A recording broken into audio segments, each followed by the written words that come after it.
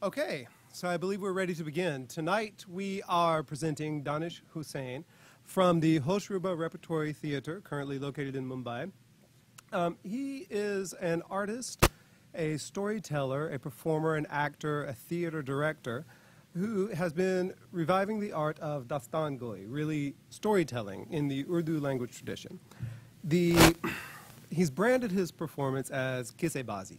Qissebaazi means playing with qissa, playing with short stories, with tales, with anecdotes or episodes. Really, the beauty of this art form is in its openness. There is a core tale which must be told, but the performer's skill really lies in his ability to feed off of the audience and improvise along the main plot line of the story and really just make it a very localized and unique performance. So tonight you have English versions as well in order to help bridge the gap between the languages and the original that Danish will be performing. So that's really all I have to say about that, and all that remains is to welcome Danish to the stage. So अब हम दानिश से गुजारिश है कि वो सामने आए और दास्तान पेश करें.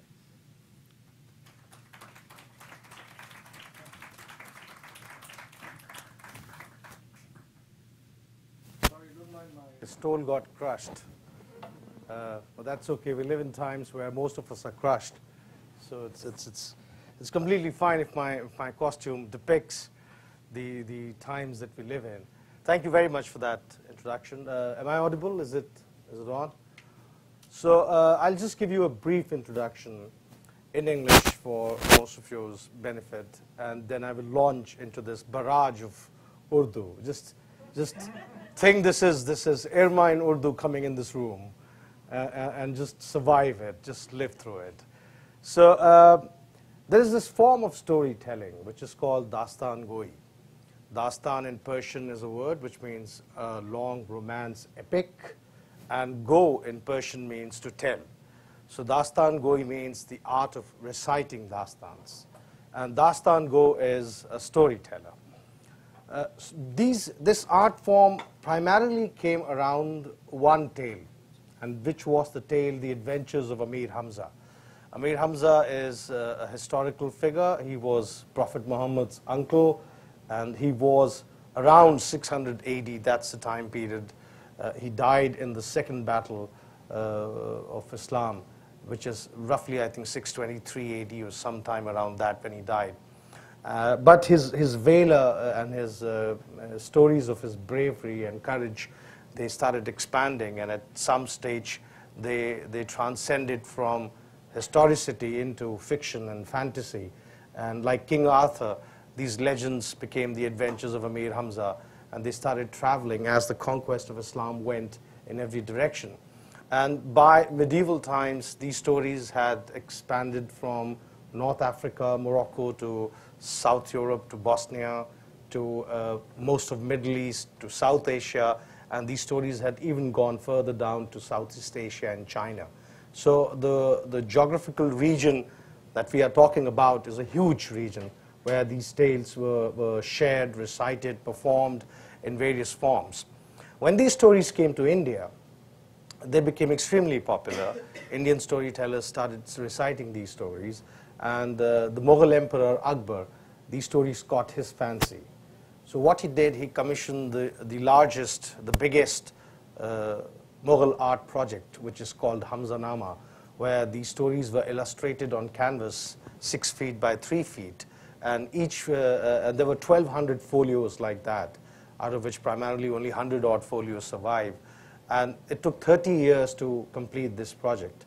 And Akbar would normally sit on his throne, and these folios would be presented in a frame, and a storyteller would stand behind these folios and would recite whatever was illustrated. And after one folio's description is over, the next folio would slide in. So it was kind of a prototype of a television where the king was getting the audio and the visual feed while the stories were being shown to him. Then what happened that the stories further expanded. Normally these stories had two tropes, which were of essentially romance and warfare. So these were the two tropes around which most of these stories were based. And most of these stories, the origin was from the master text Shahnama, which was written sometime in the earlier end of this first millennium. So when these stories came to India, the Indian storytellers, they expanded and they added 2 more tropes into these stories. So besides romance and adventure and warfare, they also added trickery and magic into it. And these 2 were very unique aspects of the storytelling, trickery and magic, which is tilism, which became part of Dastan-e Amir Hamza. Around late 19th century, there was this great Indian publisher called Munshi Naval Kishore in Lucknow. Munshi Naval Kishore, I would say, was Rupert Murdoch of India. He would press everything. He would print from Quran to Bible to Gita to pornography, everything he would print. He would make sure that the printing presses were separate and the inks don't mix. But but he would publish whatever was under the sun, and that's how his empire grew. So he commissioned the great storytellers of his time who lived in Lucknow at that time, and he said, well, please transcribe these tales for us. And they started doing it. So the first edition, the first volume came out in 1881, and that was Tilisme-ho-Shruba, which means a magical realm which can steal your senses. That's how it would literally translate. That's where the name of my theater company, Hoshruba Repertory, is coming. So the first volume came out in 1881, and by the time the whole cycle and all the stories could be transcribed, and they were not written by one storyteller, various storytellers contributed at various times. It took 36 years, and the last volume, the 46th volume, came out in 1917. So over a period of 36 years, 46 volumes were printed, and each volume was like 1,000-page long. So that made Adventures of Amir Hamza the longest told romance epic in the world. There is no other story in the world where the same set of stock characters are going over a tale of 46,000 pages. And then when these stories came out in print, they became extremely famous, and everybody started buying them, and it started going into reprint. So then Naval Kishore thought, let's have a Hindu version of it. So he commissioned Pandit Devkinandan Khatri, and he said, why don't you Hinduize these tales? And then that's when Devkinandan Khatri wrote Chandrakanta, where Amir Hamza becomes Chandrakanta. And then Chandrakanta itself goes into 11 volumes. But then those were very, Ari Inaya is enjoying the tale. So it so happened that those were very different times. Technology was coming in, cinema came in, radio came in, television came in, world wars were happening, the imperial power was collapsing, the Russian Revolution had happened, which also resulted in a lot of literary movements, particularly the one in India called Progressive Writers Movement, which was art should be for a social cause and it should not be for its own sake, which resulted in a lot of these tales getting relegated to the trash cans of history, as this is just puerile fantasy and there is nothing else happening in these stories. And the novel and the short story writing became the epitome of fiction writing. So everything was about writing short stories and novels, and especially short stories and novels which are depictive of what our times are and what are the miseries of our times. So these stories kind of got forgotten. And then some 70 years later, a friend of mine, me, and a whole bunch of people, we started telling these stories again in India. And these stories, they revived. And now it's been almost a decade I've been going around reciting these stories. These stories are, one particular thing about this art form was that it was not just telling of the story. It was a lot more virtuoso performance by the storyteller. So the storytellers would have a skeletal idea of this is the story that we are going to perform. And based on that skeletal idea, and depending on what the audience was, and how conducive the audience was, how receptive the audience was, they would stretch the tale or shorten it or edit it. So a lot of performance was creating literature impromptu, ad-libbing literature. And it was like a perfect art form which married performance and literature. So that's what made it very unique. And there was a particular trope which was called stopping the tale, called Dastan Rokna. So the trope, stopping the tale, was that you stop the plot, you stop the action in the story, but your description continues. And the longer you can hold the story's plot and keep describing, the greater the storyteller you are.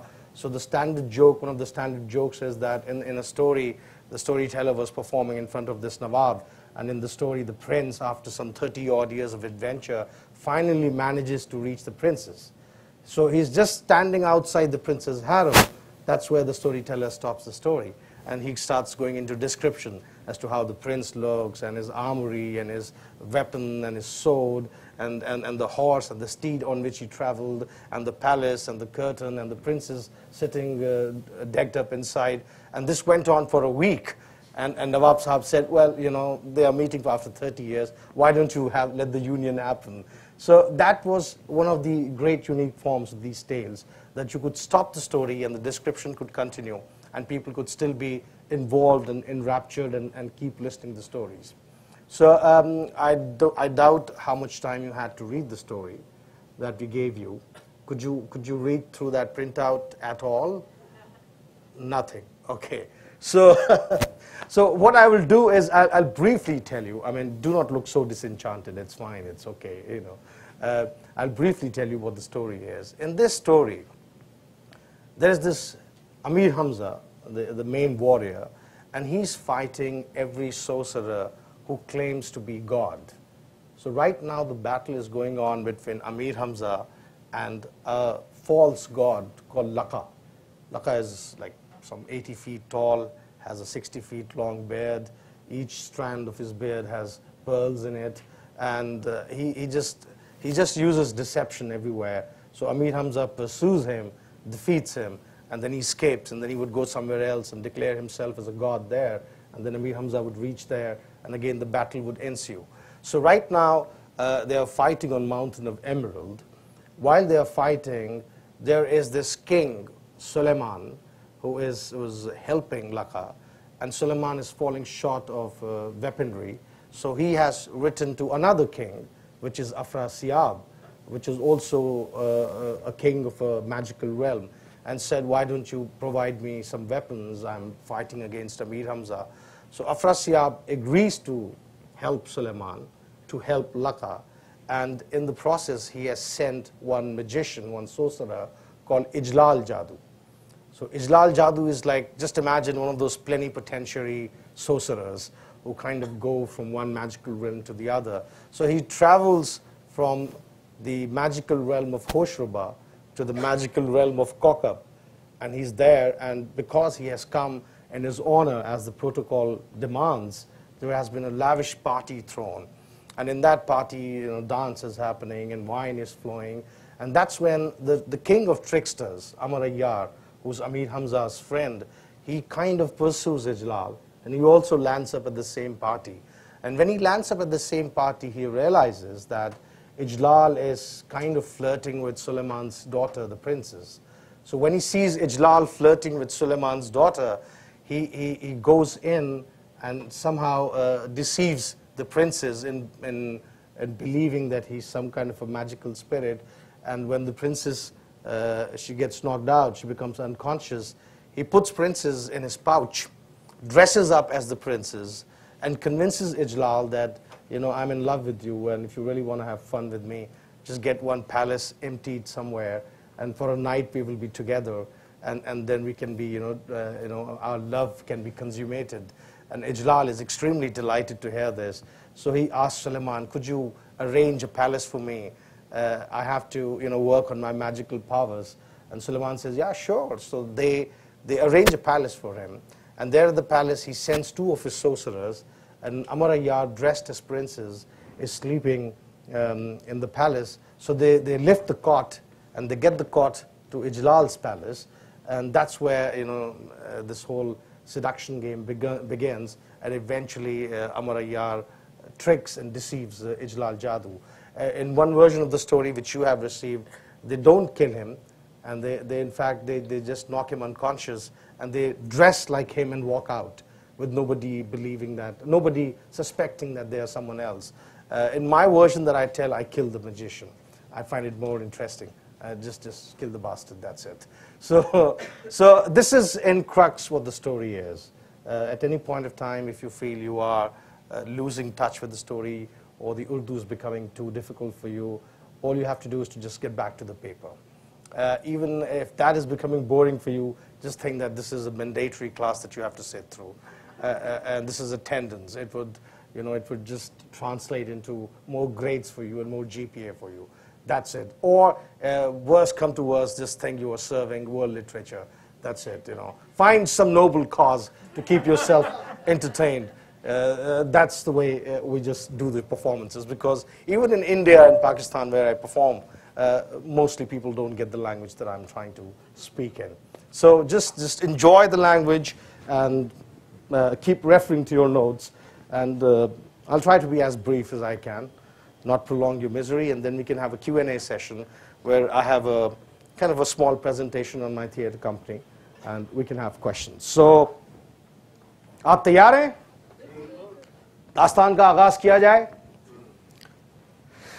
तो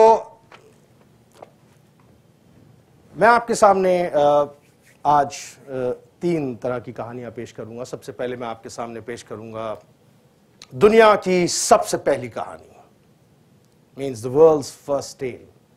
इससे पहले दुनिया में कोई कहानी नहीं थी. अगर आपसे कोई कहता है कि इससे पहले कोई कहानी थी तो झूठ बोल रहा है, जूते मारिए उसको बाहर निकाल दीजिए, वो इस काबिल नहीं है कि यहां पे बैठे. दुनिया की सबसे पहली कहानी. तो आप दुनिया की सबसे पहली कहानी सुनने के लिए तैयार हैं? तैयार हैं? देखिए, ये हमारे यहाँ जैसे आपके यहाँ ये जो वेस्ट में प्रोसीनियम थिएटर होता है ना, कि साहब यहाँ पे तो 4th वॉल है और हम यहाँ ड्राइंग रूम में बैठे कॉफ़ी पी रहे हैं और आप ऑडियंस वॉयर की तरह से देख रहे हैं, ये सब हमारे यहाँ नहीं होता है. हमारे यहाँ कोई 4th वॉल नहीं है. आप परफॉर्मेंस का उतना ही हिस्सा हैं जितना कि मैं हूँ. तो जितना आप वोकल होंगे, आप परफॉर्मेंस को प्रेस करने के लिए कहेंगे, क्या कहेंगे आप? वाह वाह, बिल्कुल. तो उतना ही परफॉर्मेंस जो है और अच्छी होगी और आप मुझे हवा में 2-4 फीट ऊपर देखेंगे. अच्छा, वाह अपने आप में एक परफॉर्मेंस है. जब आप वाह कहेंगे तो 4 आदमी यहाँ पे मुड़ के देखेंगे, इनको समझ में आ गया, और उससे आपकी तारीफ होगी, आपकी इज्जत अफजाई होगी. So just to ensure, to make sure that people respect you in this room, just keep saying wah wah, because people would realize around you that you're understanding it, and maybe, next time when you walk around in Vanderbilt, more respect and more deference would be shown to you. So to bolster that, keep saying wah wah. And when you don't understand, make sure you say wah right at that moment. So, दुनिया की सबसे पहली कहानी. तो साहब क्या हुआ कि एक गांव में एक मियाँ और एक बीवी रहते थे. अब बीवी के मन में एक राम कथा थी और एक राम भजन था, पर वो किसी को ना राम कथा सुनाती थी ना राम भजन सुनाती थी. अब राम कथा और राम भजन दोनों उसके मन में बैठे और उनका दम घुटे जा रहा कि भाई कैसे बाहर आए. इत्तफाक से एक दिन बीवी जो है मुंह खोल के सो गई. अब जब वो मुंह खोल के सो गई तो राम कथा और राम भजन ने सोचा यही मौका बाहर निकलने का बहुत अच्छा है. तो साहब दोनों रेंग के उसके मुंह से बाहर निकले. एक कुर्ता बन के टंग गया और एक चप्पल बन के टंग गई. अब जो साहब थोड़ी देर में उसका मियाँ आया तो उसने देखा कुर्ता, चप्पल, अरे ये मेरी गैर मौजूदगी में यहाँ कौन आया था. उसने बीवी को उठाया, कहा बीवी बीवी कौन आया था यहाँ पे. बीवी ने कहा मुझे क्या पता कौन आया था. उसने कहा ये कुर्ता किसका है, चप्पल किसकी है. उसने कहा मैं क्या जानूं किसका चप्पल किसकी कुर्ता है. अब साहब दोनों के अंदर बहस शुरू हुई. इतनी बहस, इतनी लड़ाई, जूतम पजैद कि आखिर में मियाँ देख आ गया. उसने कंबल उठाया, कंबल उठा के वो चला. उसने कहा भैया मैं आज घर में नहीं रहूंगा. अब इत्तफाक से उस गांव में जब सारे दिए बुझ जाते थे तो जो उनकी लवें फ्लेम्स होती थी वो मंदिर में इकट्ठा होकर गप लगाया करती थी. तो अब साहब यहां लड़ाई चल रही थी तो यहां का दिया बुझ नहीं रहा था. अब जब मियाँ यहां से गया कंबल उठा के तो साहब वो दिया बुझा तो यहाँ की लव फ्लेम जो है वो ट्रैवल करके वहां मंदिर पहुंची. अब वहां बाकी लवों ने पूछा सखी क्या बात है भाई क्यों देर हुई. उसने कहा क्या बताऊं वही मियाँ बीवी का झगड़ा. अब वो उसके मन में एक राम कथा थी, एक राम भजन थी बीवी के, वो किसी को सुनाती नहीं थी.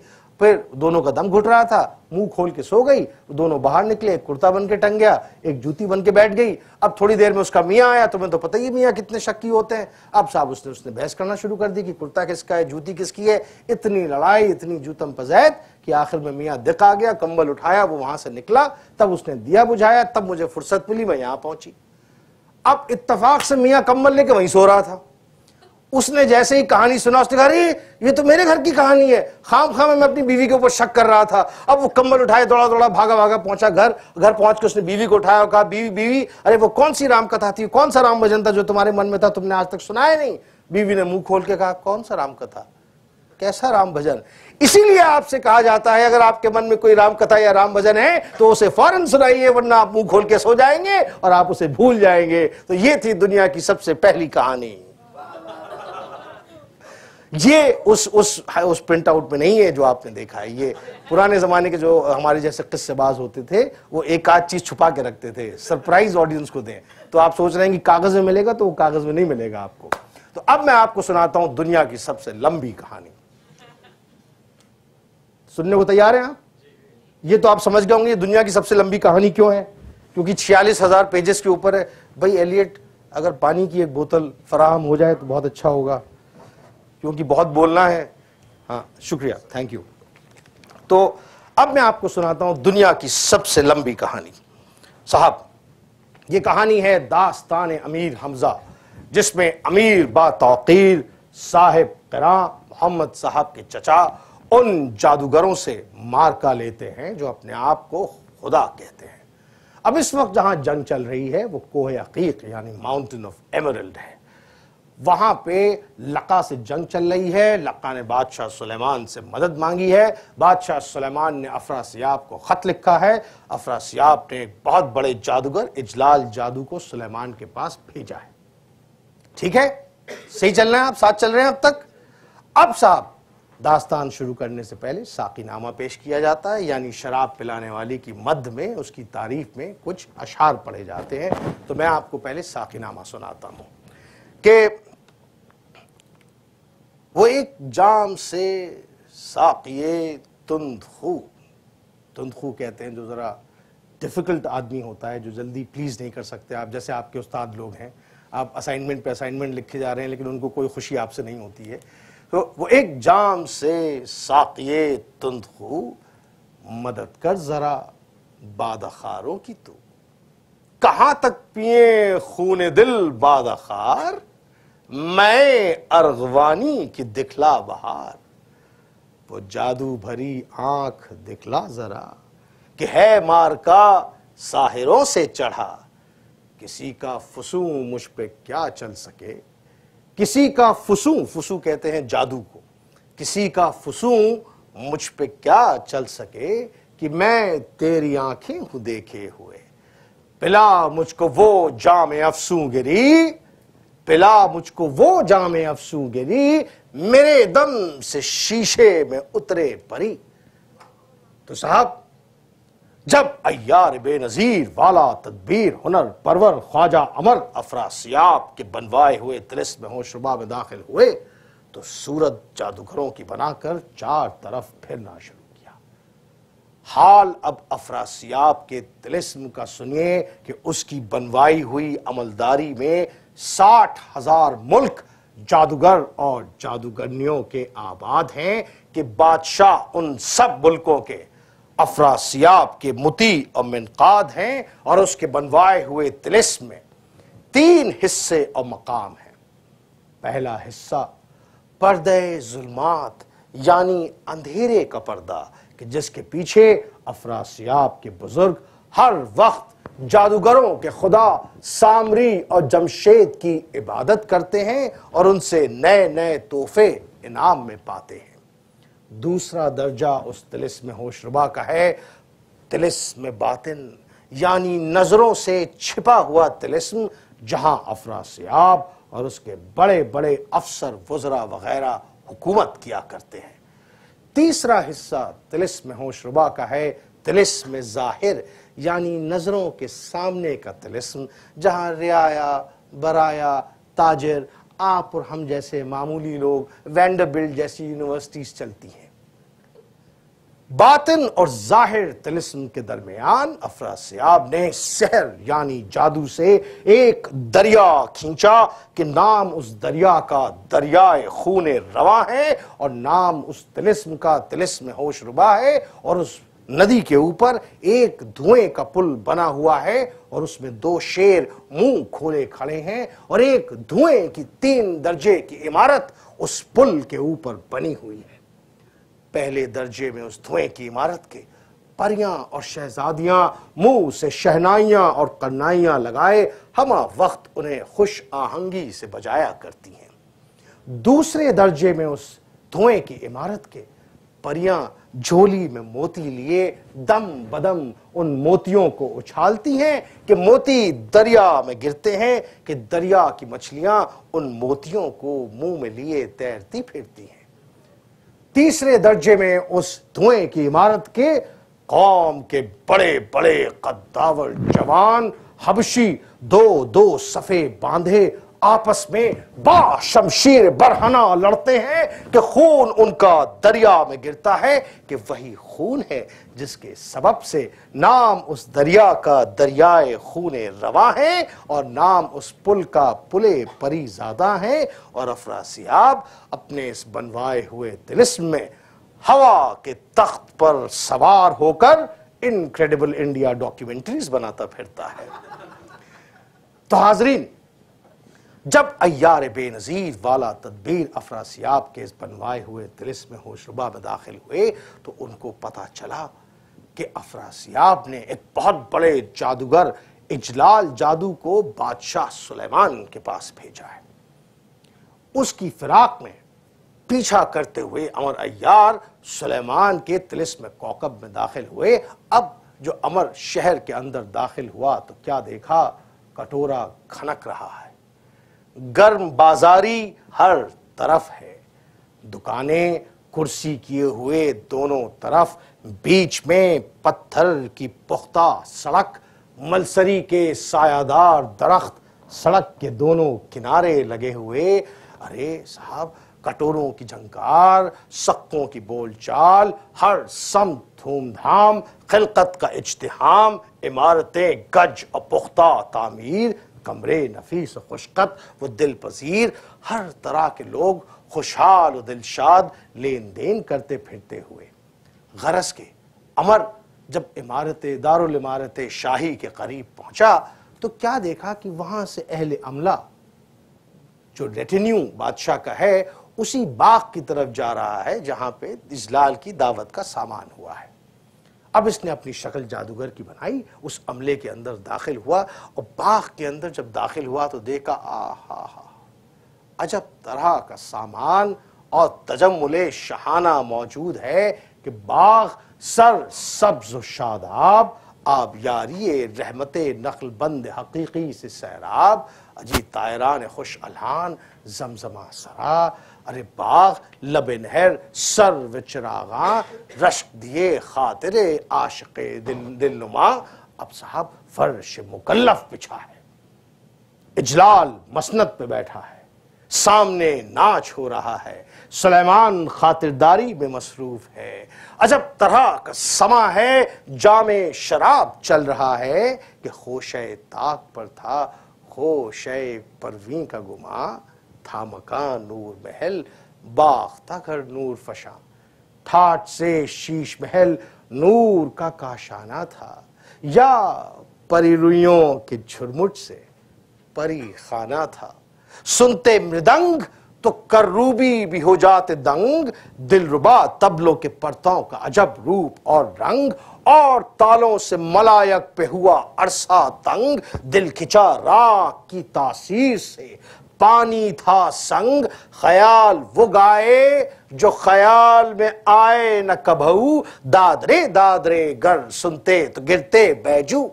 خلاصہ کلام، امر عیار محفل میں داخل ہوا، جادوگر کی صورت بنا ہے، اجلال جادو کی پشت پر آ کر کھڑا ہوا، پنکھا جھلنے لگا۔ کیا دیکھا کہ جہاں پہ اجلال بیٹھا ہے سامنے اس کے ناچ ہو رہا ہے اور ادھر اس کے پار ایک مکان ہے اور مکان کے در و بام سے عورتیں جھانک کے ناچ دیکھ رہی ہیں، اور مکان کے دروازے پہ ایک پردہ گرا ہے اور اس پردے کو اٹھا کے بار بار ایک حسینہ جمیلہ اجلال کی طرف نگراں ہے اور یہ بھی اسی کی طرف دیکھ رہا ہے۔ اب جب امر نے ادھر اور ادھر دیکھ کر دریافت کیا تو پتا چلا کہ وہ عورتیں جو ناچ دیکھ رہی ہیں شاید محلات شاہ سلیمان سے ہیں، اور وہ عورت جو بار بار پردہ اٹھا کر اجلال کی طرف دیکھ رہی ہے شاید بادشاہ سلیمان کی دختر، بیٹی یا زوجہ، بیوی ہے۔ اب جو اجلال نے، جو یہ عمر نے دیکھا تو وہاں سے کچھ سوچ کے اسی پردے کے قریب گیا اور پردے کے قریب جا کے ٹھہرا۔ اس اثنا میں ایک کہاری پال بیئرر وہ پردہ ہٹا کے باہر نکلی۔ جیسے ہی باہر نکلی تو عمر نے اس سے کہا، سنیے، ہماری بیوی بادشاہ کے ہاں ملازم ہیں، ذرا اندر سے بلا دیتی تو بڑی مہربانی ہوتی۔ اب جو اس نے عمر کی طرف دیکھا تو کہا، جانتے ہو اس پردے کے اندر کون ہے؟ بادشاہ سلیمان کی شہزادی نسرین عنبری منہ خود ناچ دیکھنے آئی ہیں، اور وہ بادشاہ کی جو باقی ملازم عورتیں ہیں وہ وہاں علیحدہ اس کمرے میں ہیں۔ میں وہاں نہیں جاؤں گی، تم وہاں جاؤ، جا کے اپنی بیوی کو وہاں دریافت کرو۔ اب صاحب جو اس نے یہ کہا تو اس کی سمجھ میں آیا کہ اچھا، بادشاہ کی شہزادی، بیٹی شہزادی نسرین عنبری منہ، وہ یہاں پہ ناچ دیکھ رہی ہے۔ بس کوئی ترکیب سوچی، عیاری سوچی، باغ کے ایک کونے میں پہنچا، صورت اپنی ایک مردے کی طرح سی بنائی۔ اب پہلے زمانے میں کیا ہوتا تھا کہ جو ہیرم گارڈز ہوتے تھے وہ، آپ کو تو پتہ نا، مردوں کو تو باقی مردوں سے ہی ڈر ہوتا ہے، تو ہیرم گارڈ جو ہیں وہ سب ٹرانسجینڈرز ہوتے تھے، یونکس ہوتے تھے، تو انہوں نے جا کے اپنی شکل ایک ہیرم گارڈ کی طرح بنائی۔ کیسے بنائی صاحب؟ کہ شملہ نما پگڑی سر پہ دھری، چپکن کھلیا کی ہوئی جسم پہ پہنا، تمغہ پگڑی میں لگایا، عصا سونے چاندی کا گنگا جمنی ہاتھ میں لیا، سفید داڑھی سینے تک درست کی، اور قریب اس پردے کے پہنچ کے پردے کو اپنی پشت سے لے کر دیوار سے تکیہ کر کے کھڑے ہوئے۔ اب نسرین نے چاہا کہ پردہ ہٹائے تو پردے کو بندھا ہوا پایا، چاہا کہ پردہ چھوڑ دے تو اس وقت عمر نے کہا، آہا، اب شرط ہے بادشاہ سے کہہ دوں کہ جو عورتیں یہاں پردے کے پیچھے ہیں وہ اجلال جادو سے اشارے بازی کرتی ہیں۔ اب جب نسرین نے یہ سنا تو سمجھ گئی کہ اس حرامزادے نے مجھے اشارے کرتے ہوئے دیکھ لیا ہے، یقیناً میرے باپ سے جا کے شکایت کر دے گا، بہتر ہے کہ بھیا یہاں سے پردہ نہ اٹھا۔ اس نے پردہ اٹھانا موقوف کیا۔ ادھر اجلال، اس نے دیکھا کہ بھائی جہاں سے وہ نازنین جھانک کے مجھے دیکھتی تھی وہاں پہ ایک بڈھا چوبدار کھڑا ہوا ہے۔ بڑا پریشان ہوا، چاہا کہ اس کو ہٹوا دے، پر دل میں خیال آیا کہ بادشاہ سلیمان اگر سنے گا تو آزردہ ہوگا۔ بھائی زنانی ڈیوڑی سے کیا کام تھا کہ وہاں سے بڈھے چوبدار کو ہٹوا دیا، اس لیے ڈر کے یہ خاموش رہا۔ لیکن صاحب جی تو بے قرار تھا، بار بار ادھر ہی دیکھتا۔ اب عمر نے جو اجلال کو اپنی طرف اشارے کرتے ہوئے دیکھا تو کہا، میاں کنارے آئیے تو کچھ آپ سے کہوں۔ اجلال نے دیکھا کہ وہ بڈھا چوبدار اشارے کر رہا ہے، سمجھ گیا شاید اسی نازنین کا محرم راز ہے جس نے مجھے اشارے کر کے بلایا تھا، کچھ مجھ سے راز کہنا چاہتا ہے۔ اب صاحب یہ اٹھا اور اکیلے میں چلا۔ بادشاہ سلیمان نے اس کو جاتے ہوئے دیکھا، سمجھا کہ شاید رفع احتیاج کے لیے جا رہا ہے، اس لیے اسے کچھ نہ کہا۔ یہ صاحب اکیلے باغ کے ایک کونے میں آیا اور یہاں پہ آ کے بڈھے چوبدار سے کہا، اب میاں مردے، آپ مجھے اکیلے میں کیوں بلا رہے تھے؟ پہلے تو عمر نے صاحب تعریف کرنا شروع کیا، آہا بادشاہ عالی وقار، اب میں آپ سے یہ کہتا ہوں کہ میں شہزادی نسرین عنبری منہ کا غلام دادا ہوں، اور میں نے شہزادی کو گودیوں میں پالا ہے، اور شہزادی مجھ سے کوئی راز نہیں چھپاتی۔ اب شہزادی نے یہ کہلوا بھیجا ہے کہ وہ آپ پہ فریفتہ ہوئی ہیں۔ آپ بھی اگر اپنے آپ کو ان کا عاشق جانتے ہیں تو ان کے باپ سے کہہ کے ایک مکان آبادی سے دور خالی کروا لیجئے جہاں صرف آپ ہوں اور آپ کے بڑے معتبر ساحر، بس جو آپ کے خیر خواہ اور کوئی نہ ہو۔ آپ ان دو ساحروں کو بھیجیے کہ وہ اڑتے ہوئے آئیں، میں اسی چھت پہ سوتی ہوں جہاں پہ ناچ ہوا تھا، میرا پلنگ اٹھا کے آپ کے پاس لے آئیں، رات بھر میں تمہارے ساتھ رہوں گی، صبح کو میرے پلنگ کو واپس کوٹھے پہ پہنچوا دے۔ تو کہیے کب آپ اٹھوائیں گے ان کو، کب وہ کوٹھے کے اوپر سوئیں؟ اب جو اس نے یہ بات کہی، اجلال تو مارے خوشی کی جھوم گیا۔ اس نے موتیوں کی مالا گلے سے نکالی، اس جادوگر کو دیا اور کہا، میاں مردے، تو نے اس وقت آ کے ہمارا دل خوش کر دیا. ارے ہمارا بھی حال تیری شہزادی کی فرقت میں غیر ہے. اٹھوانا کون سی بڑی بات ہے, کل رات ہم ان کو اٹھوا لیں گے, ان سے کہو کل شام کوٹھے میں سوئے, ہم ان کو وہاں سے اٹھوا لیں گے. اب جب یہ وعدہ طے ہو گیا تو عمر عیار نے کہا تو کھڑے کیوں ہیں, جائیے اٹھوانے کی تدبیر کیجئے, کل شام تک کیا یہیں کھڑے رہیں گے. اب صاحب یہ تو وعدہ کر کے مڑا. ادھر عمر عیار واپس اسی پردے کے قریب پہنچا, پردے کے قریب پہنچا. اب کیا ہے کہ عمر کو جادو نہیں آتا ہے, لیکن اس کو جو ہے کچھ تحفے ملے ہوئے ہیں. اب اس میں سے ایک تحفہ ہے گلیم عیاری. وہ ایک گلیم عیاری جو ہے ایک کلوک ہے, وہ اس کلوک کو پہنتا ہے تو دنیا کی نظروں سے غائب ہو جاتا ہے.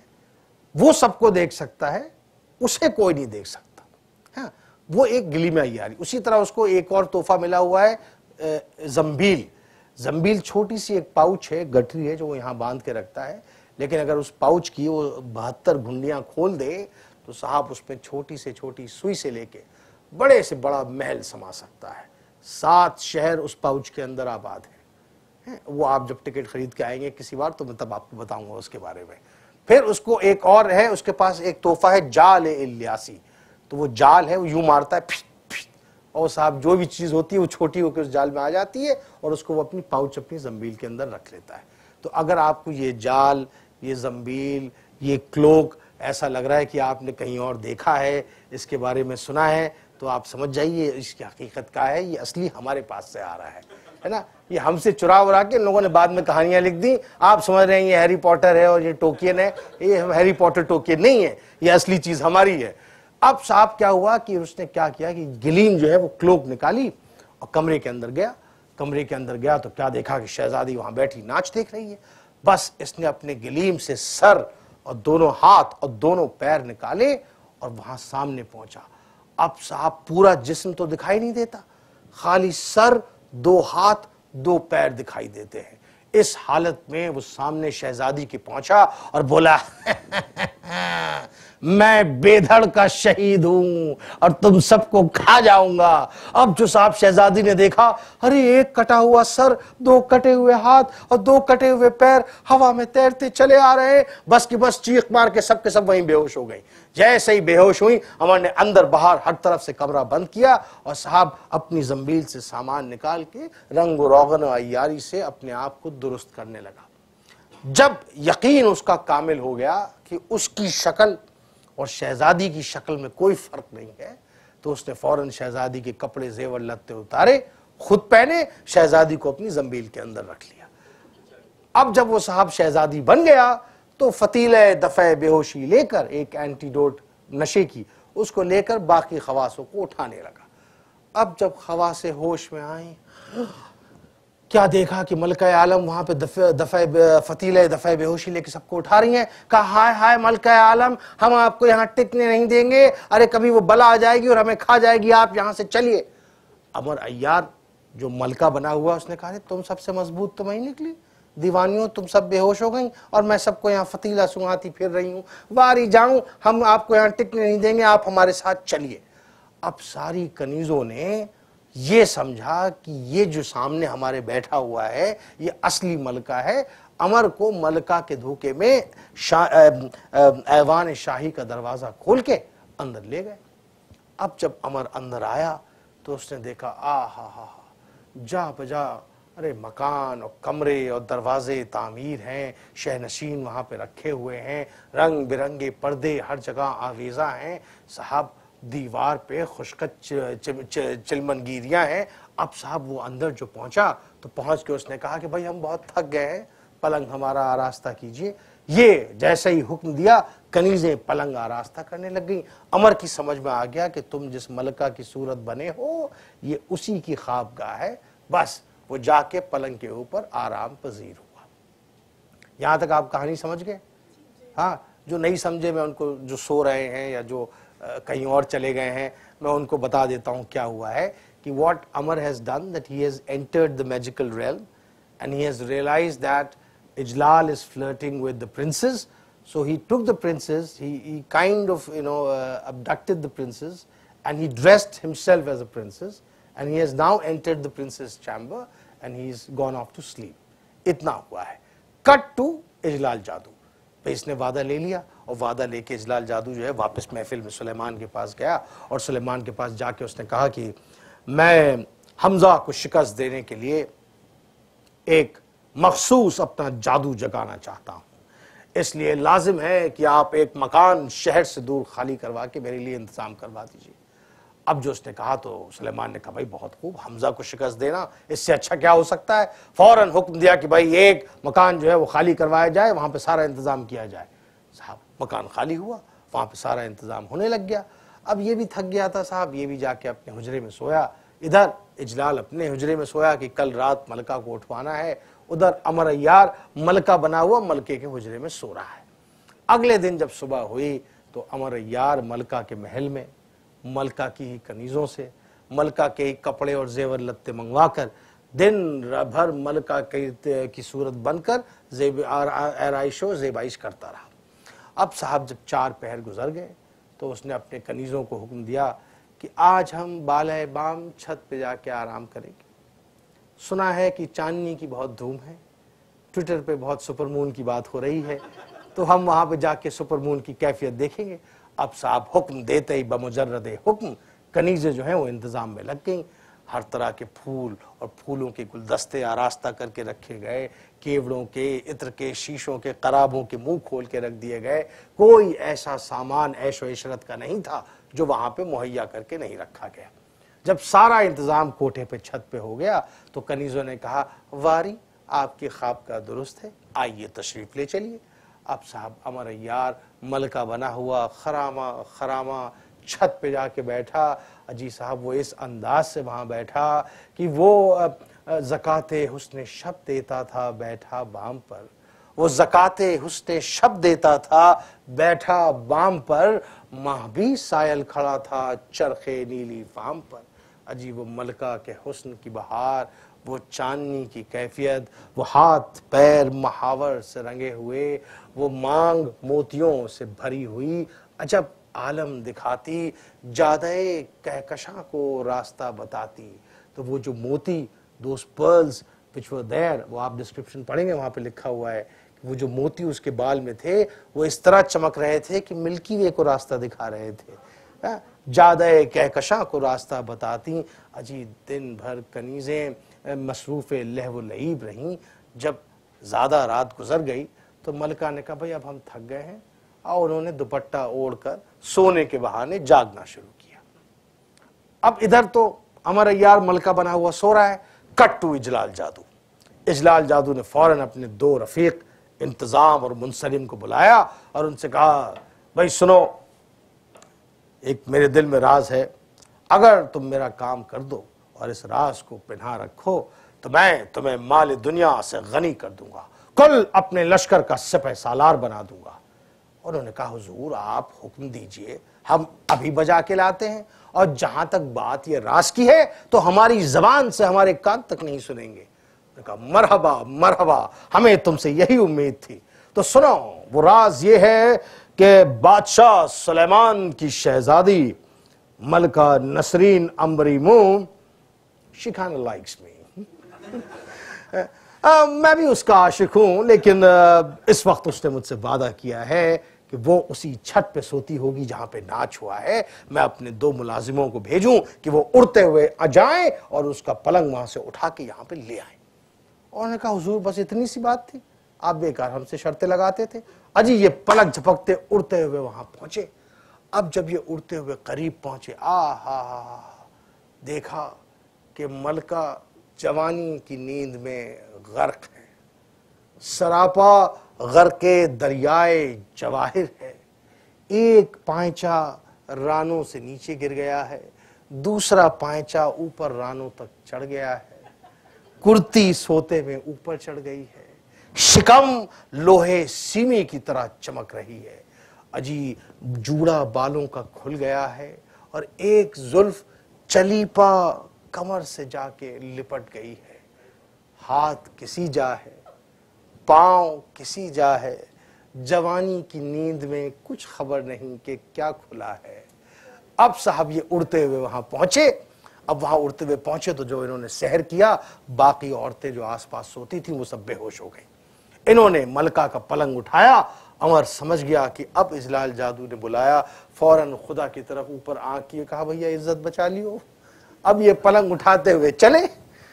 ادھر یہ بھی چشم بے راہ انتظار کر رہا تھا، پلک جھپکتے ہی پلنگ وہاں پہ پہنچا۔ پلنگ پہنچا تو اس نے چاہا کہ آگے بڑھ کے ملکہ کے رخ سے دوپٹہ ہٹائے، تبھی خیال آیا دونوں لونڈے تو سامنے کھڑے ہوئے ہیں، تم دونوں نیچے جاؤ، نیچے جا کے پیرے پہ کھڑے ہو اور دیکھو کسی کو آنے مت دینا، خود بھی مت آنا، سمجھے؟ جاؤ نیچے جا کے پیرے پہ کھڑے ہو۔ اب یہ صاحب دونوں نیچے جا کے پیرے پہ کھڑے ہوئے، اس نے آگے بڑھ کے ملکہ کے رخ سے دوپٹہ ہٹایا، آہا ہا، شعائے تنویر حسن کی چمک سے نظر خیرہ ہوئی، جی سنسنا گیا، اے جی ایسا حسن خداداد نظر آیا کہ پیر فلک نے بھی بیں ہمیں کہن سالی کسی ایسے نوجوان کو، خوبصورت نوجوان کو نہ دیکھا ہوگا، اور گوشہ روزگار نے کسی کے حسن کا ایسا تذکرہ نہ سنا ہوگا کہ وہ محجبی تھی رشک زہرا، وہ محجبی تھی رشک زہرا، وہ حسن پری کہ جس کا شہرا سانچے میں ڈھلا تھا جسم پر نور۔ اب جو میں آپ کے سامنے سنا رہا ہوں نا، یہ ہے اس کو کہتے ہیں سراپا، اردو اور فارسی شاعری میں اس کو سراپا کہا جاتا ہے، یعنی عورت کی خوبصورتی کا بیان سر سے لے کے پیر تک۔ اور یہ روایت جو ہے یہ اس پہ اردو فارسی میں سنسکرت سے آئی ہے، اس پہ سنسکرت میں اس کو نقشک ورنن کہا جاتا ہے کہ ناخون سے لے کے شکھر تک عورت کی خوبصورتی کا بیان۔ تو یہ ایک سٹینڈرڈ ٹروپ ہے داستان میں، جہاں پہ جب بھی عورت کی خوبصورتی کا بیان آتا ہے تو پوری ایک سراپا ایک پوئٹری ہوتی ہے جہاں پہ اس کی پوری خوبصورتی کا بیان کیا جا رہا ہے۔ تو یہ نمونہ میں آپ کو پیش کر رہا ہوں کہ وہ حسن پری کہ جس کا شعرا سانچے میں ڈھلا تھا جسم پر نور، اجی شعلہ کہوں یا کہ جلوہ طور، تھا خرمن حسن دانے خال، دو کھیت تھے دو چاندنی کے گال، ارے بالوں کا وہ پیچ و تاب سر پر، شب کو لیے آفتاب سر پر، کرتی بھی ایک نفیس پرزر پہنے ہوئے ناز سے وہ دلبر، رانو ناز دلبر، اجی کفے پا برگ گل سے نرم تر کفے پا، برگ کہتے ہیں پتی کو، گل کہتے ہیں گلاب کو، تو گلاب کی پنکھڑی، اور کفے پا سول کو، پیر کا کف، تو برگ گل سے نرم تر کفے پا، کانٹوں سے زیادہ فرش گل کا، ہر دل کو عزیز جان سی تھی، نازک بھی وہ پھول پان سی تھی۔ دیکھتے ہی اس حرامزادے کو بے ہوشی طاری ہونے لگی، قریب تھا کہ غش کھا کے گر جائے کہ اپنے تئیں سنبھالا، اور لگا ملکہ کے پیر دبانے۔ اب جو ملکہ کے پیر دبانے لگا تو ملکہ نے کروٹ پلٹ لی اور کہا میری کنیزیں کہاں ہیں؟ جیسے ہی ملکہ نے کنیزوں کا نام پکارا، اس نے فوراً اپنا سر ملکہ کے پیر پہ رکھ دیا اور کہا حضور کنیزیں تو یہاں موجود نہیں ہیں، پر یہ غلام تازہ آپ کی خدمت میں حاضر ہے۔ اب جب اس نے اس کی طرف دیکھا، فوراً دوپٹہ جھٹک کے اٹھی، صاحب جوڑا بالوں کا واپس بنایا اور صاحب پیر کو سمیٹ کے ایک طرف اس کی طرف سے منہ پھیر کے بیٹھ گئی۔ اس کی اس ادا پہ تو یہ مر مٹا، پروانہ وار شمع کی طرح اس کے ارد گرد پھرا۔ اس نے کہا ہائے ہائے میں یہ کہاں پہ ہوں، میری کنیزیں کہاں ہیں، یہ کون سی جگہ ہے، تم کون ہو، کوئی جن ہو یا آسیب ہو؟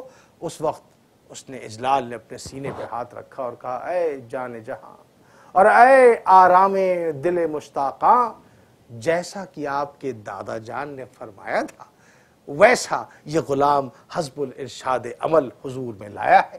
اور ساری داستان اس بڈھے چوبدار کی بتائی۔ اب جو بڈھے چوبدار کی داستان بتائی، فوراً یہ دوپٹہ جھٹک کے اٹھی اور کہا میں اسی وقت پا پیادہ جاتی ہوں اور جا کے اس موئے بڈھے چوبدار کو وہ سزا دیتی ہوں کہ کمبخت ساری عمر یاد رکھے گا، اور سن اس امر کی شکایت اپنے باپ سے جا کے کروں گی، بادشاہ افراسیاب کو خط لکھواؤں گی کہ مونڈی کٹے ذلیل تجھے اس طلسم اوشربا سے باہر نکلوائے۔ ارے تو بادشاہوں کی ننگ و ناموس میں در اندازی کرتا ہے، پڑھائی بہو بوئی بیٹیوں کا ستیہ ناش کھوتا ہے۔ اب جب وہ بگڑی تو ان کے تو طوطے اڑ گئے، ہاتھ جوڑ کے ملکہ آپ ناراض نہ ہوئیے، آپ تشریف فرما ہوئیے کہ میں شرط خدمت بجا لاؤں اور پھر با اہتمام آپ کو آپ کی خوابگاہ کی جانب چھوڑاؤں گا۔ اب جو اجلال نے یہ بات کہی تو ملکہ نے کہا خدمت تو جا کے اپنی والدہ ہمشیرہ کی کر، سمجھا؟ مجھ سے ایسی باتیں کرے گا تو جوتے کھائے گا۔ اب جو اس نے یہ بولا تو کہا نہیں ملکہ آپ ناراض نہ ہوئیے، آپ جلوہ افغن ہوئیے کہ میں نظارہ گلشن جمال کروں اور گل چینی باغ حسن کی کر کے دامن نظارہ بھروں۔ قسم خداوند لقا کی مجھے سوائے آپ کی صورت دیکھنے کے کوئی کام نہیں ہے، ٹچ تک نہیں کروں گا۔ یہ کہہ کے فوراً قدموں میں گر گیا۔ اب جو یہ قدموں میں گرا، ملکہ نے پیر سے اس کے سر کو یوں ڈھکیلا، وہاں پلنگ سے اٹھی اور خرامہ مسند پہ جا کے بیٹھی۔ اس وقت اس انداز سے چال چلتی تھی کہ چال چلتے ہیں وہ اس اغماس سے، اغماس کہتے ہیں کوکٹسٹس کو، چال چلتے ہیں وہ اس اغماس سے، مرد جیتے ہیں خرام ناز سے۔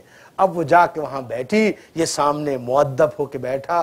اب صورت یہ ہے کہ اجلال جب دست حوث پڑھاتا ہے، ملکہ کبھی تیوریاں چڑھاتی ہے تو کبھی روح کی صورت بناتی ہے تو کبھی سسکیاں بھرتی ہے تو کبھی مسکرا کے اس کے خرمن جان پہ برق آفت گراتی ہے۔ صاحب خنجر موج تبسم کا زخمی بناتا ہے، ہنگامہ راز و نیاز گرم ہے، ادھر شوق ادھر شرم ہے۔ جب زیادہ دیر اس نے الہذاری کی تو ملکہ نے دوپٹہ سنبھال کے اس کی طرف سے منہ پھیر کے کہا، تو بھی بڑا کاٹ کا الو ہے، پھیکے غمزے کرتا ہے، خانے دعوت کو بے نمک رکھتا ہے۔ ارے کیا مہمان کو اسی طرح بلاتے ہیں؟ کیا صرف اس سے اپنا مطلب جتاتے ہیں؟ نہ شراب نہ کباب اور اس کے اوپر یہ اضطراب۔ سچ ہے یہ حرامزادے مردوئے بڑے کمبخت خود غرض ہوتے ہیں ان کے اندر، اور تیرے اندر تو بوئے محبت ذرا بھی نہیں ہے، سوائے اپنے مطلب کے کسی اور کی کچھ پرواہ نہیں ہے۔ یہ کہہ کہ ملکہ منہ پھیر کے بیٹھ گئی۔ اب جو ملکہ نے یہ کیا تو اس نے دل میں کہا، ہاں ملکہ سچ کہتی ہے، شراب دافع حجاب ہے، دو ایک جام پیے گی مست ہو جائے گی اور تیری آبرو پر آئے گی۔ اب بخت خفتہ بیدار ہے، کسی دم ہم پہلو یہ دلدار ہے۔ دوڑتا ہوا گیا صاحب، میں خانے سے کشتیاں شراب کی لے کے اور غازے کباب کی اور غزق کی لے کے آیا اور ملکہ کے سامنے رکھا اور جام جوہر آنگی کو اٹھا کے اس کو میں ارغوانی سے لبریز کیا، ساغر ہاتھ پہ رکھا، ملکہ کے سامنے پیش کیا اور کہا، یہ جام محبت حاضر ہے، اسے نوش فرمائیے اور داد عیش خرمی دیجئے۔ ملکہ نے صاحب سسکیاں بھر کے منہ بنا کے دست نازک سے جام کو لیا اور اس کی طرف سے منہ پھیر کے جام کو منہ سے لگایا اور پھر منہ بنا کے ساری شراب اجلال کے منہ پہ پھینک دی اور کہا، افسوس کہ تو بادشاہ کہلاتا ہے پر یہ شراب میرے کسی کام کی نہیں ہے۔ ارے تو شراب پیتا ہے، کمبخت ٹھرا پیتا ہے، بلکہ ٹھرا بھی اس سے بہتر ہوگا۔ اب جو اس نے یہ کہا تو اس نے کہا، ملکہ یہ تو میرا ملک و مال نہیں ہے، یہاں تو ساری شراب آپ کے باپ کے گھر سے آئی ہے۔ چپ کر، بادشاہوں کو ہر جگہ ہمیں نعمت مہیا ہوتی ہے، کوئی دشت و بیاباں غریب نیست۔ ارے کیا برا تھا تو میرے آنے میں اہتمام سے اچھی قید کی اور شراب کھچوا کے رکھتا، پر تجھے تو سوائے اپنے مطلب کی کوئی پرواہ نہیں ہے کسی اور کے۔ خیر اب تو میں یہاں پہ آپ پھنسی ہوں، جو خدا دکھائے گا وہ دیکھوں گی۔ یہ کہہ کے ایک قلم شراب کی اپنے محرم سے نکالی اور نکال کے سامنے جام جوہر آنگی ساغر لیا، ساغر کے اندر چند قطرے اس قلم سے ٹپکائے کہ رنگ شراب کا گلنار ہوا۔ پھر اس کو پنجہ نگاری خورشید نما پہ رکھ کر سامنے اجلال کو پیش کیا اور کہا، او بے مروت، ساقی گری ہمارا کام ہے، یہ جام ہمارے ہاتھ سے عنایت فرما۔ اب جو اجلال نے اپنی ساقی کی یہ عنایت دیکھی، مرہون منت ہوا، جام اٹھایا، غٹ غٹ کر کے پی گیا۔ معاذ اللہ وہ جام جو اس نے پیا تھا اس میں بے ہوش یہ قاتل موجود تھی۔ پیتے ہی اسے چکر آیا، بولا، ملکہ بڑی تند تھی، شراب پیتی ہو، اس نے تو مجھے ایک ہی چلو میں الو بنایا۔ اس نے کہا، بے اٹھ چل ٹہل، عجب فرت حاصل ہوگی۔ اب جو یہ اٹھ کے چلا، ٹھنڈی ہوا منہ میں لگی، فوراً وہاں پہ اوندے منہ جا کے گرا کہ اس اسنا میں امر نے خنجر زنبیل سے نکالا، اس کے سر پہ مارا کہ سر کے 1000 ٹکڑے ہوئے۔ برف باری، آگ و پتھر آسمان سے برسنے لگے اور ایک صدا آئی، کشتی مران نام من اجلال جادو۔ اس کے سر سے ایک خوش رنگ طائر رنگین چڑیا نکلی اور افسوس افسوس کرتی ہوئی بادشاہ افراسیاب کی جانب چلی۔ ادھر امر عیار کا شاگرد चालाक बड़ी देर से नीचे पलंग के बैठा हुआ है कि मौका मिले तो इस हरामजादे को कत्ल करूं। उसने देखा कि अरे ये कौन सी दबंग शहजादी आ गई जिसने इतने बड़े नामी ग्रामी पहलवान को यूं पछाड़ा। अब जो उसने गर्दन निकाल के पलंग से देखा, अरे ये शहजादी नहीं, ये तो उस्ताद माजिद खुद हैं। तो यहां खत्म होती है दास्तान अमर अय्यार और इजलाल जादू की।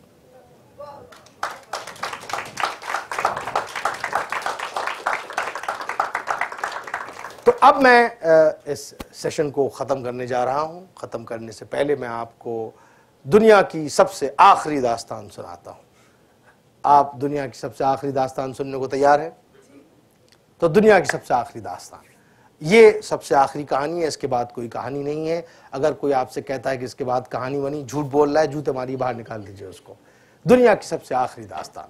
तो साहब, एक ज़माने में बनारस शहर के अंदर एक राजा रहता था।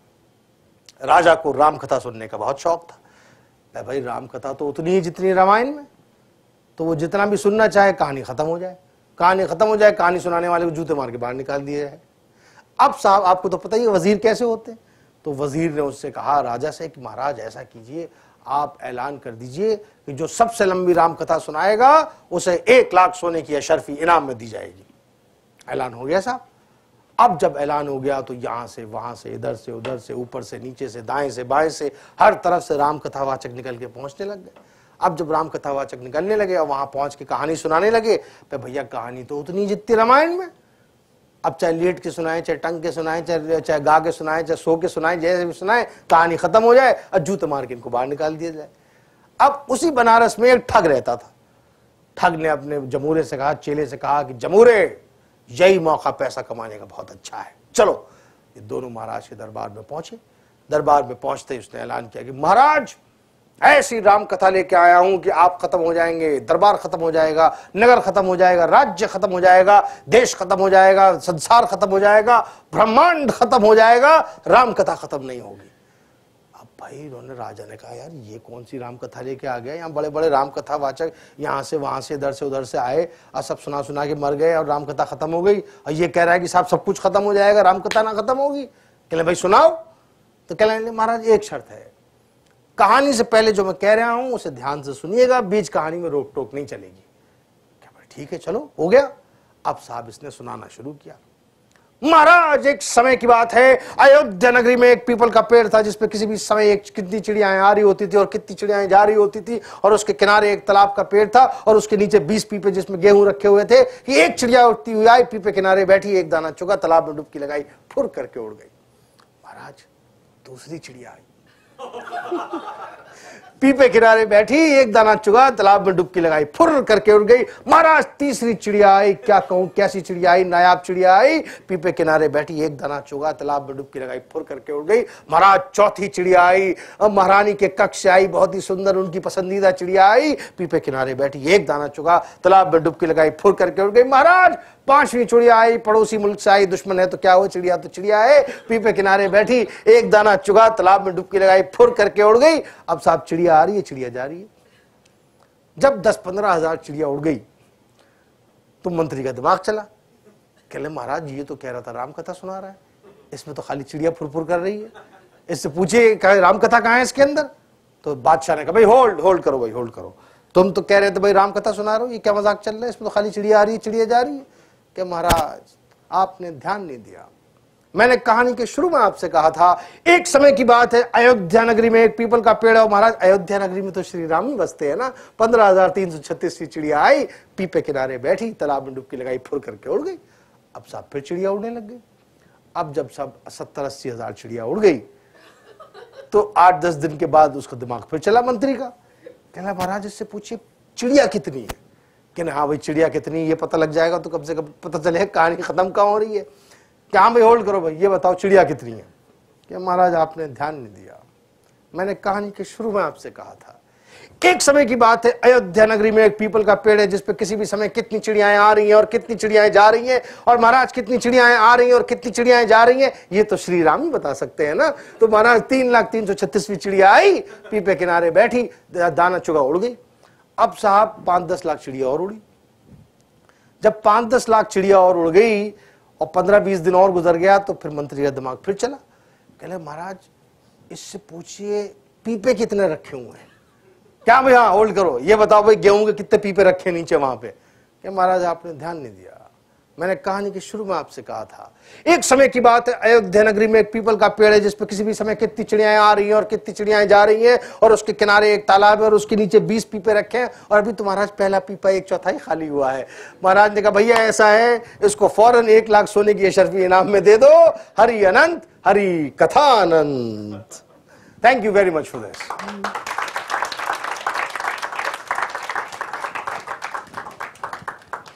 So we can move towards a Q&A session.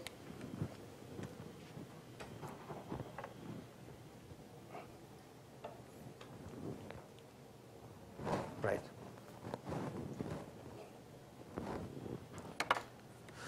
Okay, so thank you very much, Elliot and Anand, who had to leave because of his young infant daughter,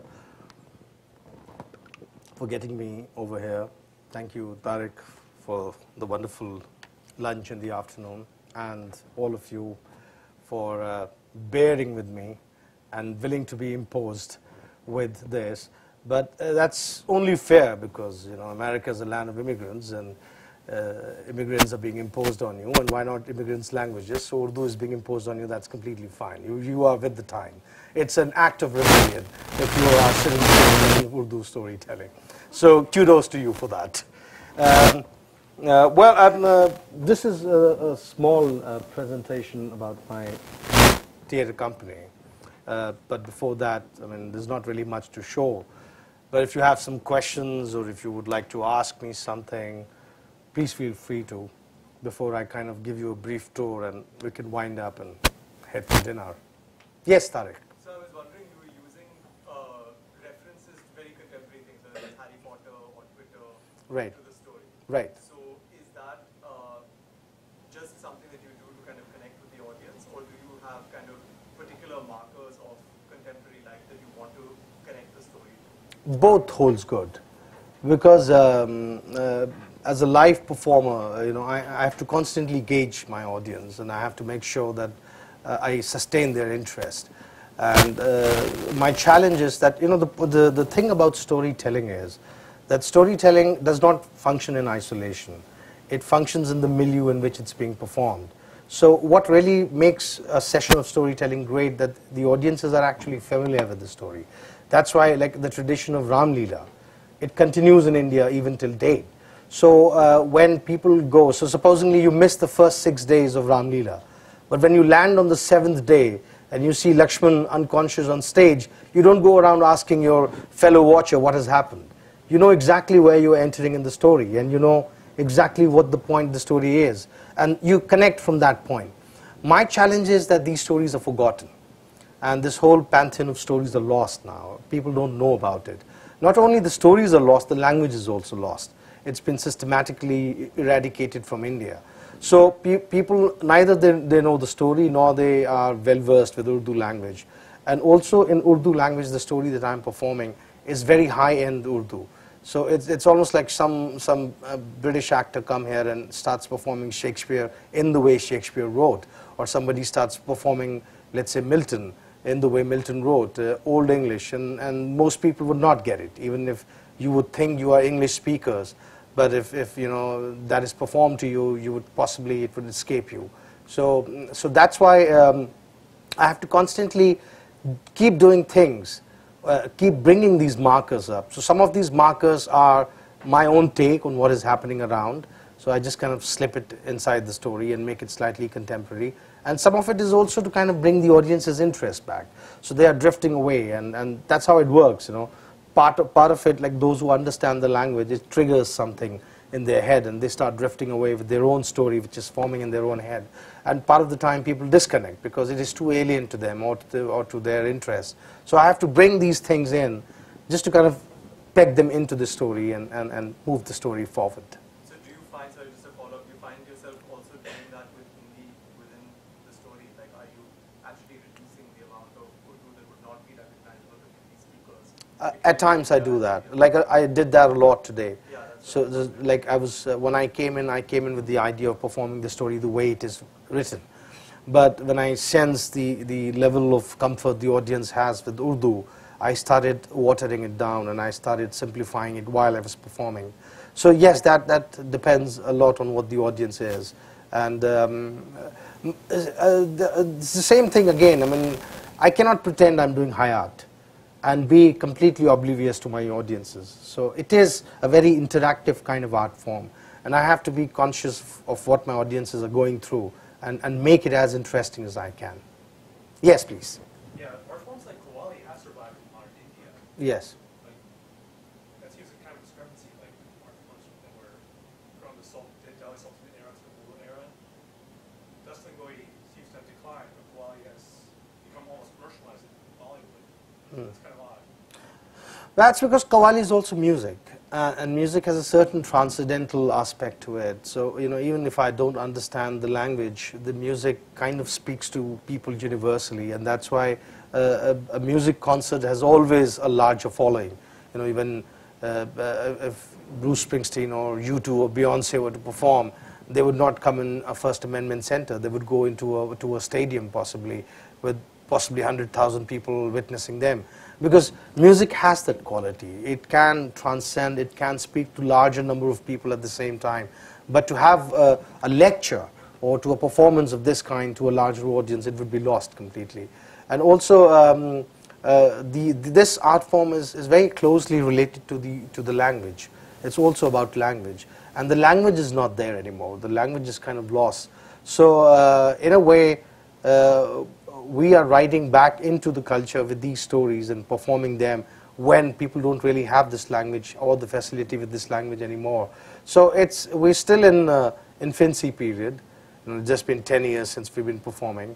And we don't know what the future would be, because it's always a flux. It's always, language always work in flux. So we don't know where the languages are heading. We are increasingly living in a visual culture.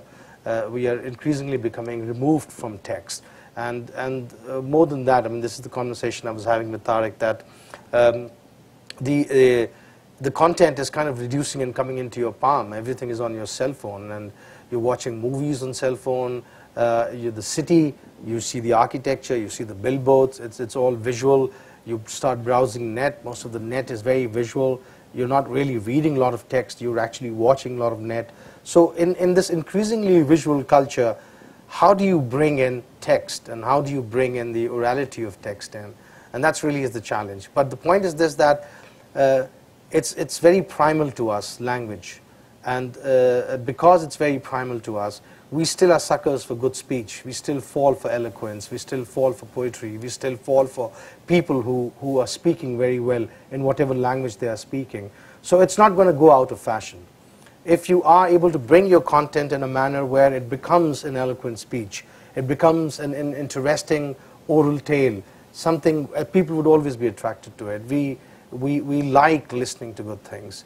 And that's why it's not going to be out of date, unless we dispense language completely and we find some kind of a technology where I have a heartburn and you instantly start feeling a heartburn by just looking at me. Till that day, language is going to stay and storytelling is going to stay. Yes, please.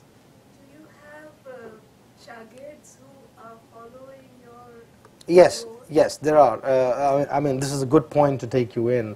Where I would talk about what I'm doing with storytelling in India. So this is the theater company that I have. Hoshruba, you must have realized, it means something that steals your senses. That's what the word Hoshruba means.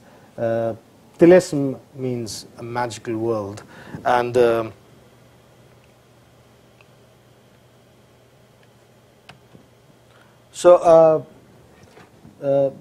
I started this company in 2012, and my idea was not to just do storytelling, but also to do theater. And that's where this whole idea came. And so there are various forms of theater. There's physical theater, but I'm a more text-based theater and artist. I like performing very difficult text on stage. The more difficult the text, the more challenge it is for me to do it with certain fluidity and with certain ease, so that the audiences get the text. And that's why I kind of launched into it. So these are a few of the productions that I've done. This was my first play, Beckett's Scrap's Last Ape. That's the first play I did, and I kind of partly translated the play. I made it part Urdu and part English. I did not do complete translation, and my idea was that I set the play in India. So even though it's primarily Beckett's text, but Krapp is not some Irish or English guy, but Krapp is someone who's like an Indian who's bilingual and speaks both Urdu and English. And so the English portion is Beckett's text, and the Urdu portion is my kind of translation and take on that.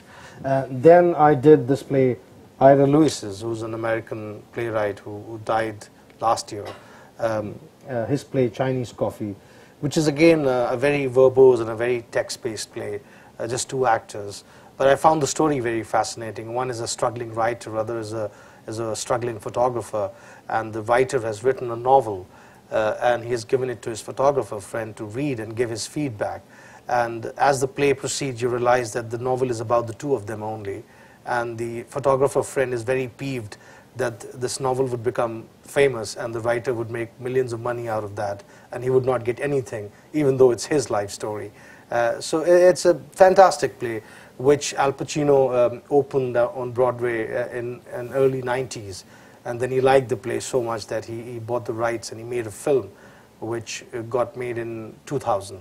And I think Pacino never released this film, but in 2007 he released a pack of 4 DVDs of his unreleased films. And that pack contains this film, and that's where I first watched it. And the moment I watched the film, I immediately knew this is a play, because the way the shot divisions were, and intercuts between two actors, and largely two actors talking. Just like Fences, which just recently came, the Denzel Washington film. So when you watch Fences, you immediately realize it's a play adapted into a film, because there's not so much plot points, but more conversations happening between actors. And that's the limitation which stage sets on us. We have to, we can't move much in terms of the physicality, so a lot of action is happening through dialogues. So again, I took this play and I adapted it from Greenwich Village, New York, to a situation in Delhi, and the characters became Indian, but primarily the text remained the same, but it kind of became interspersed with Punjabi and Urdu and Hindi, the way Delhi people speak. And post that, then I did this play, Ek Punjab Ye Bhi. That one, there's this very new, fascinating upcoming Urdu writer called Ali Akbar Natiq. He lives in Islamabad.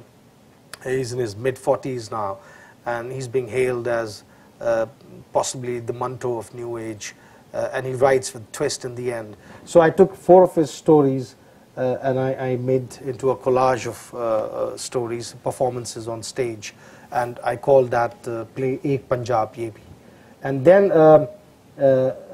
I did that. That's my storytelling project, Qissebaazi, you see in the end there, which is essentially, I'm going to talk more about that.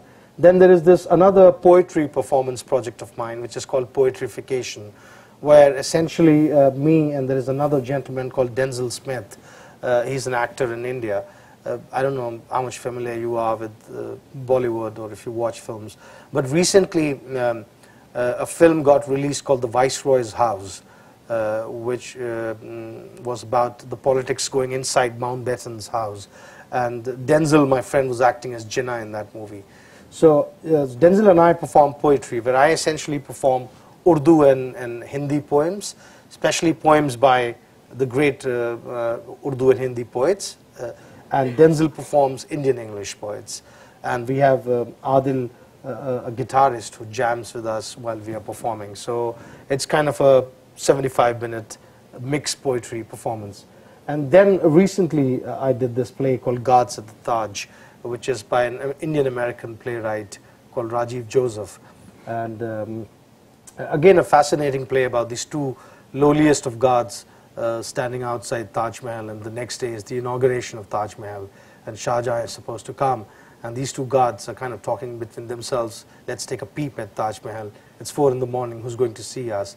And then it kind of becomes dark and morbid, where the myth of 20,000 hands being chopped off, it devolves on these 2 guys, and they have to chop off the hands. But it is actually a very allegorical play about the times that we live in today, and it was very well received when it premiered this year in April. So this is essentially, you know, what my theatre company has done in the last 6 years. And that's Krapp's last tape. Essentially, Beckett wrote it as a solo play, as one actor sitting and talking and listening to a tape from his younger days. What I did was I made the tape into another actor. So each time the older Krapp presses the tape, spot comes on this time on this side, and there's a replica of the set, and the younger actor starts speaking the dialogue, which is meant to be on the tape. And that's a scene from Chinese Coffee. Again, Chinese Coffee. That's Ek Punjab Ye Bhi. So this is a scene from Ek Punjab Ye Bhi, where essentially the set is this fantastical looking kind of a tree, which is actually a Sadiq painting, which I have taken. And so Sadiq Khan was this great calligrapher and painter in Pakistan in 20th century. And Sadiq Khan made a painting on Ghalib's poem. He took Ghalib's verse and he made it into a visual depiction of the verse, where a hand is writing and blood is oozing out of the hand. So I chop off the thumb and I take the 4 fingers and I morph it on the top of a trunk and make it look like a tree. And essentially, because these stories were very dark, all the 4 stories that I was performing were extremely dark stories. So that was the great part of these stories. There were stories about honor killing, misogyny, superstition, basically like very medieval kind of beliefs people having. But they were written in a very tongue-in-cheek, satirical manner. So when the stories were being performed, even though the underlying aspect of the story was very dark, but the stories were very funny, and they were performed in a very funny manner. So I thought the tree was a great depiction of this stark landscape where everything is just, there are no leaves, there are no flowers, just a trunk standing with this kind of a thing.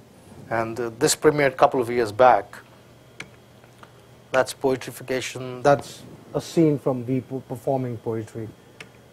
This is from Ghats the Taj, the latest play,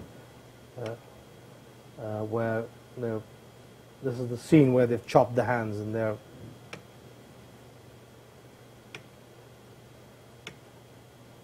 So this is Qissebaazi. So in India, the storytelling tradition is very strong. Like there are these just few of the illustrations. This is not an exhaustive list. So there is Pandwani, where basically this is Tijanbai, the great Pandwani tradition of storytellers. They tell stories of Mahabharata, and they do it in dance and song tradition. So there is a chorus. So and she has basically the string instrument, and she just walks around playing this string instrument and singing stories of Mahabharata, part prosody, part poetry. And then when she takes a break, there is a chorus behind which just repeats what she's saying, playing musical instruments. Similarly, there's Yakshagana down south, which is a more kind of a dance form of storytelling. And they also are basically telling stories of Mahabharata, essentially, the mythological Hindu tales. Then, this is Baul, again, the Bengali form of poetry telling, where there's just one person storyteller, and a Baul will have these various instruments. There's a percussion instrument you can see, and there's a string instrument, and she would essentially go around singing and reciting stories. Similarly, that's a woman Dastan Go standing outside the old fort. This is early 20th century photograph, where she's narrating the story to an audience around her and telling a story from Arabian Nights. Similarly, this is Nangyar Kuthu. Nangyar Kuthu is again an art form. It's a Kuttiyam art form from Kerala, down south of India, which is again a dance kind of art form, where stories of Mahabharata and Sri Krishna are told by the performers. That's Barkatha, which is again more a North Indian and kind of travels from North India right up till Tamil Nadu, the Katha Vachaks. And they are again have these very simple instruments, string instruments and percussion instruments, and they go partly singing and partly reciting the stories. So these are some of the art forms which have survived and which are still there. So there is a continuing lineage of these art forms. But the stories that I tell, the last known storyteller died in 1928. So there was a break in the art form. And there is not enough literature. Thank God for Munshi Naval Kishore that he published the stories. So the stories survived. But there is not enough literature about how the storytellers performed. So when we started performing these stories, we actually had no template, no prototype to look at. And we just kind of memorized it and started doing it ourselves. So I would not say we have revived in that sense. It is more like a new take on the way these stories were being performed. And for the lack of word, we still call it same, what it was supposed to be called 100 years back or 150 years back. So then what happened that I performed Dastan Goi for a period of for a decade, for 9 years, and then there was a break for 1.5 years for various reasons where I stopped performing storytelling and I was just doing theater. And then a lot of people asked me to come back and start performing storytelling again.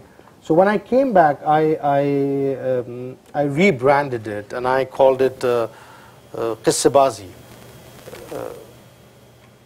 Yeah. I call it Qissebaazi, which, as Elliot told you, Qissa means anecdote, short story, and Bazi is a suffix which you use, which basically means to play. So Qissebaazi means to play with stories. So when I came back to storytelling, I said, why should I restrict myself to telling stories in Urdu? Almost all other languages of India are kind of getting lost in this digital, virtual age that we are living in. And I said, we will perform stories from every language in the country. And but the problem was that most people don't understand most of the languages in the country, except if you perform in Hindi, most people will get it. But when you perform, let's say, a story in Sanskrit or in Malayalam or in Gujarati, a very limited number of people would understand that. So to overcome that, I devised a trope where I said any of the stories performed in languages other than Hindi and Urdu would be performed bilingually. And there would be one core language of the story and there would be one bridge language of the story. So if you are not able to understand the core language, at least the bridge language would give you the content and you'll be able to understand the story. And I did the division of stories in a manner where I keep all the plot points in the bridge language and I keep the descriptions in the core language. So supposingly I have to give a story about me coming here and you coming here and you watching a story, Urdu storytelling performance tonight. So actions like you walking into First Amendment Center, me walking into First Amendment Center, Elliot giving an introduction, me coming on the stage and started reciting the story, all these actions I would keep in, let's say, English. But how Amendment Center looks, the description of the architecture of Amendment Center would perhaps be in Urdu. So even if you did not get the fact that how Amendment Center looks like, because that description was in Urdu, but the actions were in English, so you basically get the basic story that it was a story about a performance at Amendment Center where we all came and we watched it. So that's the way I divide the tales. So we launched this project last year at the National Center for Performing Arts in Bombay, and there we had a tale in Sanskrit, which was the first chapter of Natya Shastra, which is actually the story, the origin of theater. So one of my colleagues, he performed that. That's it. One of my colleagues, Satvik, he performed that story in Sanskrit and Hindi, and Satvik can also play tabla. He's a very interesting character. He's an Oxford-trained economist, a scholar, but he has taken to storytelling and acting. And he and I were acting in a play together in India. That's when we met, and he showed interest in storytelling. And I said, well, you are most welcome to join me. And he said he wants to perform something in Sanskrit, and I was delighted. I thought this would be a great rebellion, an Urdu-speaking Muslim guy teaming up with this man who refuses to keep last names because he doesn't want the caste, he doesn't believe in caste system. He just calls himself Satvik, and he doing a very Brahminical Sanskrit tale. I thought this would be like ultimate coup d'etat happening on the stage. So I said, go ahead, and he performed, he prepared the story, so where he basically kind of switches between Sanskrit and Hindi and English and performs the first chapter of Natya Shastra. And then we had one story in Malayalam, which was again a folk tale, story of Unniarcha in Malayalam, a female warrior. And my friend, who's again a very interesting, she's not an artist, she's actually a pharmacist and works for Sun Pharma. And one day she just anecdotally dropped in the rehearsal that my company, I'm on a certain project which has got some $2 million to spend, which is all money that I have to spend. And I was like, okay, well, give me some percentage for my art form. So she prepared the story in Malayalam and English, and she performed with the Kuttiyam. I showed you a dance form. So she performed incorporating. So my whole idea of Qissebaazi is to expand storytelling and incorporate all these various other traditions of storytelling and get the text of the country on the stage and present that text, because most likely people are not going to read that text. So if I make them into performances and put them on stage, possibly this text would reach the audiences and they would be more interested in it. So this is again a story we recently performed. This is Marathi and Hindi. Again a folk tale called Hush Thir Pakat, which Kailash Vagmane, again a very dear friend and a great Marathi actor, he performed it with me. Interestingly, Satvik, Kailash and me, all three of us were in the same play. That's how we all met. And these two kind of joined hands with me and they became part of this storytelling repertory. That's another Malayalam story by one more colleague of mine. And she again uses the dance form while presenting the story.